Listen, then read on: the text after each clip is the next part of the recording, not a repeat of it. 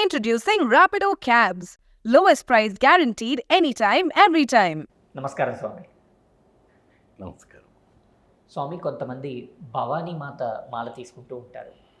దీన్ని ఎప్పుడు తీసుకోవాలి, అలాగే వీటికి ఎలాంటి నియమాలు పాటించాలి, కొంచెం వివరించండి గురుగారు. తప్పకుండా. ముందుగా శ్రీ మహాగణపతి దేవతోభ్య నమః. చూసే వీక్షబంధులకు అందరికీ కూడా నమస్కారం. దీక్షలో ఎన్నో రకాల దీక్షలు ఉంటాయి. చాతుర్మాస దీక్ష, పెర్మాల దీక్ష, ఆంజనేయ స్వామి దీక్ష, అన్నిటి కూడా దీక్ష పెట్టడం పెద్దవాళ్ళు ఎందుకు కారణం అంటే, ఎవరికైనా కూడా ఏ స్వామికైనా కూడా శని దోషం, కుజ దోషం, ఏ దోషం ఏదైనా కూడా దోషాలు ఉంటాయి. ఆ దోషాలన్నీ కూడా తొలగాలి అంటే, నాకు సాధారణంగా ఆ దోషాలు ఉంటే ఒక గుడికి వెళ్ళడం కూడా టైం ఉండదు. కాబట్టి వ్రతం అనే ఒక బంధం అని ఏర్పరుస్తారు. వీరు బైరాగి కాకూడదు, వీడు సంసారిగా ఉండాలని పెళ్లి చేసిన ఒక బంధం చేస్తారు. దానికి రొటేట్గా అటాచ్డ్గా ఈయన వీళ్ళు ఇద్దరుగా ఉంటే ఇదిగా ఉంటుందని ఒక సంతానాన్ని ఉద్భవం చేస్తారు. ఇదంతా కూడా సైకిల్గా ప్రకృతిని వస్తుంది. అది బంధ విముక్తి. ఈ బంధ చక్రంలో వచ్చే వంటి ఆర్భాటాలు కానివచ్చు, అలంకారాలు కావచ్చు, ఇంకా వేరే విశిష్ట కైంగర్యాలు కావచ్చు,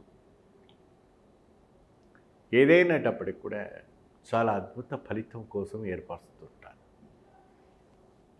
సో ఈ భవానీ దీక్ష అంటే ఏంటంటే కనకదుర్గ దీక్ష. అమ్మవారికి కూడా ఎర్రటి వర్ణ వస్త్రాలు, ఇది ఎక్కువ శాతం స్త్రీలు బాగా వాడతారు. వాళ్ళ పీరియడ్స్ కోసము వాళ్ళు ఒక టైమ్స్ చూసుకొని పక్కకు పెట్టుకొని, వాళ్ళ మాసాలు పక్కకు పెట్టుకొని భవానీ దీక్ష ఎరుపు మాల, ఇది వచ్చేసి పగడం మాల వేసుకుంటారు.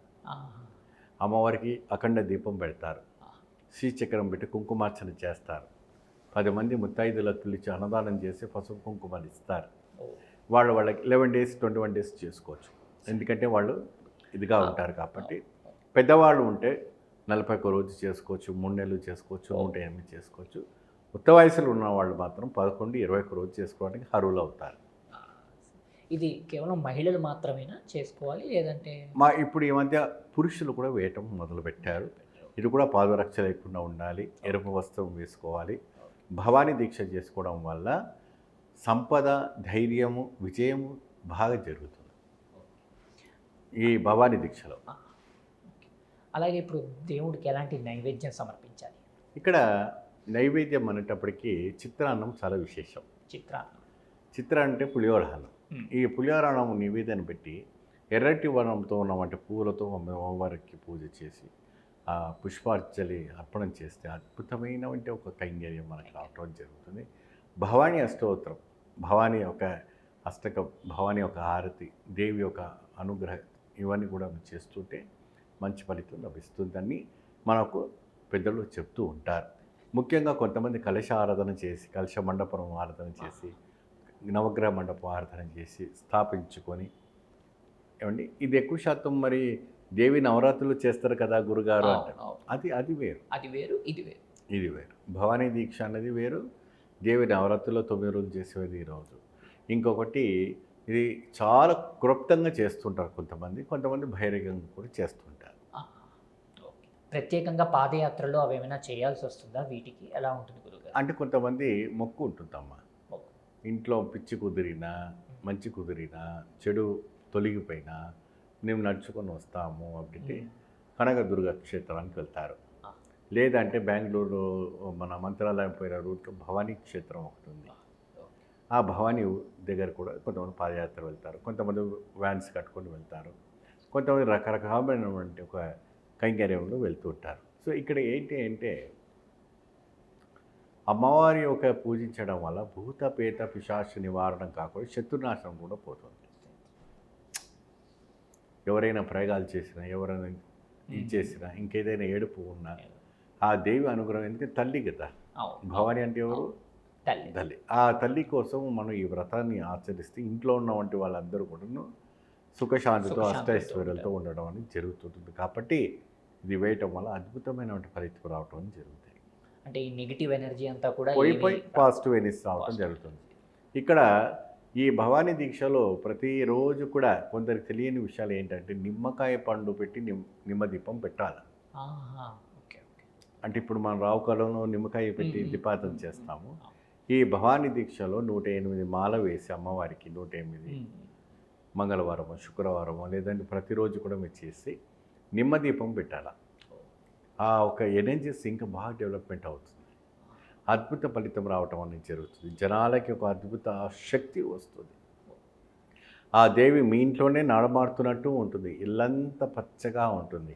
అమ్మవారు వేప ఆకు పెట్టు, ఇంటికి కూడా నువ్వు వేప గుమ్మానికి వేప ఆకులు పెట్టుకోవాలి. మరి తోరణాలు కూడా వేప తోరణాలు పెట్టుకోవాలి. మామిడాకులు కట్టుకోవాలి. ఎప్పుడు శుద్ధిగా ఉంచుకుంటే ఆ దేవతలు ఎప్పుడు కూడా నీ ఇంట్లో నివసించడానికి మంచి అవకాశం రావటం జరుగుతుంది.